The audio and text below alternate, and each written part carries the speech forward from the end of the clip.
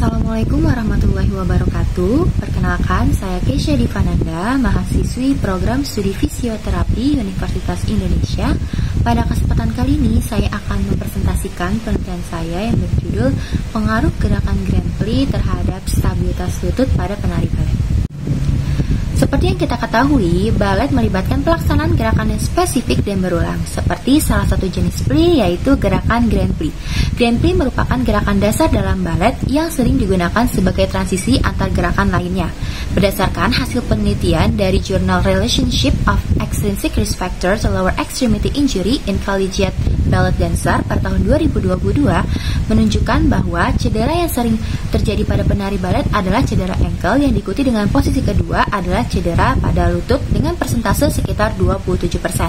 Hasil penelitian dari studi lain juga menunjukkan bahwa gerakan Grand Pli ini dapat berkontribusi terhadap risiko cedera sendi lutut akibat tingginya rentang gerak rotasi eksternal lutut. Gerakan Grand Pli yang dilakukan dengan rentang gerak eksternal yang tinggi dapat berisiko meningkatkan cedera ligamen lutut, salah satunya ligamen ACL. Selanjutnya, terdapat 3 rumusan masalah utama yang diusungkan dalam penelitian ini. Yang pertama adalah bagaimana peran stabilitas lutut dalam mekanisme kerja gerakan Grand Pli pada balet. Lalu yang kedua, seberapa besar pengaruh gerakan Grand Pli terhadap stabilitas lutut. Dan yang ketiga, faktor apa saja yang mempengaruhi efektivitas gerakan Grand Pli terhadap stabilitas lutut. Lalu dalam penelitian ini memiliki 2 tujuan, yaitu tujuan umum dan tujuan khusus. Untuk tujuan umumnya, untuk mengetahui hubungan gerakan Grand Pli dan stabilitas lutut pada penari balet.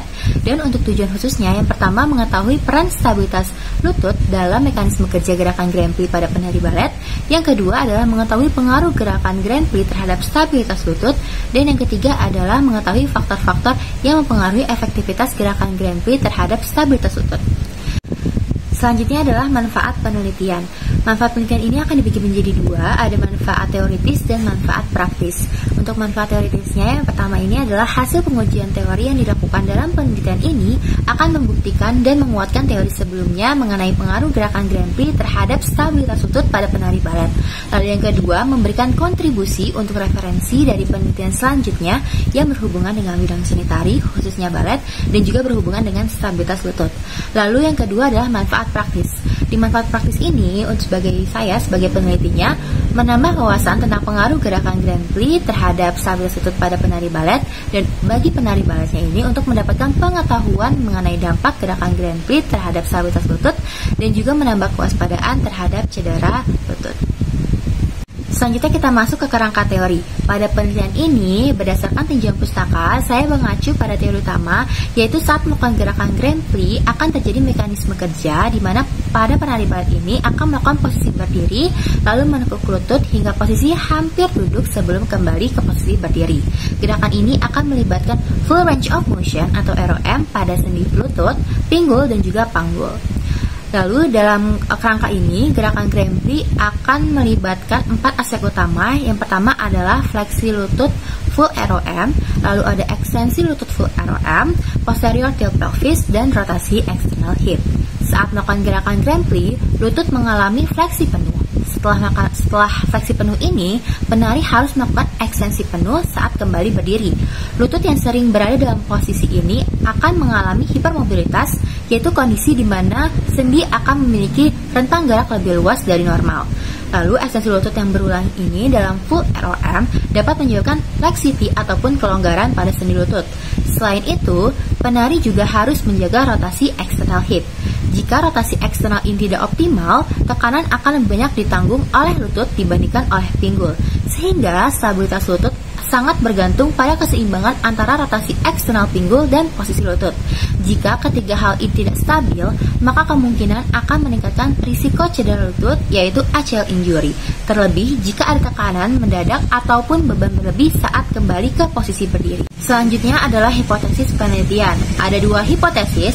Yang pertama adalah hipotesis 0, di mana gerakan Grand Pli ini tidak memiliki pengaruh yang signifikan terhadap stabilitas lutut pada penari balet. Dengan kata lain, tidak terdapat perbedaan yang signifikan dalam stabilitas lutut sebelum dan sesudah melakukan gerakan Grand Pli secara rutin. Lalu yang kedua adalah hipotesis alternatif, di mana gerakan Grand Pli ini memiliki pengaruh yang signifikan terhadap stabilitas lutut pada penari balet. Di sini akan terjadi peningkatan stabilitas lutut setelah melakukan gerakan Grand Pli secara rutin. Untuk metode penelitian singkatnya, penelitian ini akan dilaksanakan di FDC Balet Cipayung dengan durasi waktu 3 bulan mencakup seluruh tahapan mulai dari pengambilan data, pengelolaan, hingga penyajian dalam format tugas. Penelitian ini menganalisis hubungan antara gerakan Grand Prix sebagai variabel bebas independen dan stabilitas lutut sebagai variabel terikat dependen. Metodologi yang digunakan bersifat kualitatif dengan pendekatan analitik dan kausal komparatif, di mana saya akan mengkaji hubungan sebab akibat antara variabel-variabel yang diteliti. Untuk mendapatkan hasil yang akurat, saya mengumpulkan data primer yang diperoleh secara langsung dari objek penelitian. Penelitian ini mengambil populasi dari penari balet yang aktif berlatih di FDC Balet Cipayung, dan juga dalam menentukan sampelnya saya menerapkan kriteria inklusi dan eksklusi yang jelas. Kriteria inklusinya ini mengharuskan partisipan memiliki pengalaman balet minimal 2 tahun, berjenis kelamin perempuan dengan rentang usia 13-18 tahun, serta mampu melakukan gerakan Grand Prix dengan benar. Sementara itu, kriteria eksklusinya digunakan untuk menyaring partisipan yang tidak memenuhi syarat penelitian, yaitu mereka yang memiliki riwayat cedera lutut dalam 1 tahun terakhir, sedang menjalani rehabilitasi atau terapi fisik untuk area lutut dan ankle, atau mengalami cedera lutut selama penelitian berlangsung. Penerapan kriteria ini bertujuan untuk memastikan bahwa data yang dikumpulkan berasal dari subjek yang relevan dengan fokus penelitian dan tidak terdistorsi oleh faktor-faktor eksternal yang akan menghambat jalannya pengambilan data. Teknik pengambilan sampelnya menggunakan teknik non-probability sampling, menggunakan purposive sampling dengan cara pengambilan sampel dengan karakteristik tertentu yang diterapkan oleh peneliti. Artinya tidak semua responden ataupun partisipan dapat dijadikan sampel oleh peneliti. Lalu ada teknik pengumpulan data. Penelitian ini akan menggunakan 3 teknik pengumpulan data. Yang pertama adalah kuesioner yang melibatkan penyerahan ataupun pengiriman daftar pertanyaan terstruktur kepada para responden yang akan diisi. Memungkinkan penelitian ini akan mengumpulkan data secara sistematis dan juga terstandarisasi dari para respondennya.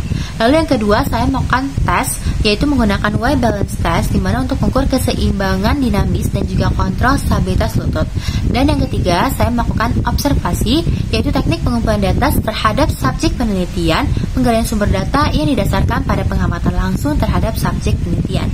Dengan ketiga teknik ini, saya berharap dapat memperoleh data sehingga memperkaya hasil analisis dan memberikan pemahaman yang lebih mendalam terhadap fenomena yang saya teliti. Terakhir kita masuk ke kerangka konsep, di mana kerangka konsep ini menggambarkan hubungan antara variabel-variabel yang diteliti dalam penelitian ini. Gerakan Grand Prix yang diterapkan sebagai variabel independen yang mempengaruhi penurunan stabilitas lutut sebagai variabel dependen. Lalu ada karakteristik sampel yang menjadi faktor penghubung yang dapat mempengaruhi hubungan antara kedua variabel utama, meliputi pengalaman balet, durasi latihan, dan riwayat cedera yang akan diteliti oleh peneliti untuk melihat apakah ada pengaruh yang ditunjukkan selama masa penelitian. Dan juga ada aspek demografis seperti usia dan juga jenis kelamin yang menjadi faktor untuk tidak dikaitkan dengan variabel. Dengan demikian, presentasi penelitian pengaruh gerakan Grand Prix terhadap stabilitas lutut telah selesai. Penelitian ini diharapkan dapat memberikan pemahaman yang lebih baik tentang bagaimana gerakan Grand Prix dapat mempengaruhi stabilitas lutut, serta pada penari balet dapat lebih sadar akan pentingnya melakukan gerakan yang benar untuk menjaga kesehatan lutut dan mendukung performa optimal mereka. Kurang lebihnya saya mohon maaf. Terima kasih atas perhatiannya. Wassalamualaikum warahmatullahi wabarakatuh.